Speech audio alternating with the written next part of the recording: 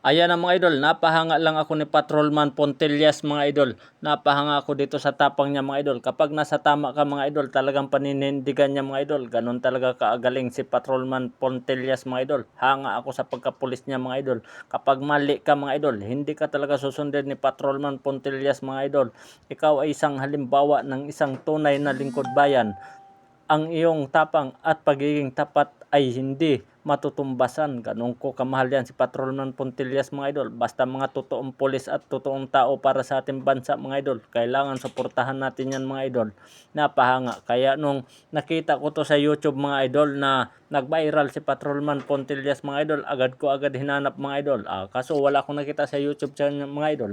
Kaya doon ko siya nakita sa Facebook mga idol. Kaya agad siyang pinalo si Patrolman Pontillas mga idol.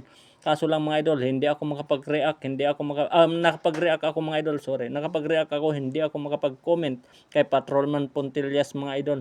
Dahil ewan ko bakit hindi ako makapag-comment sa kanya.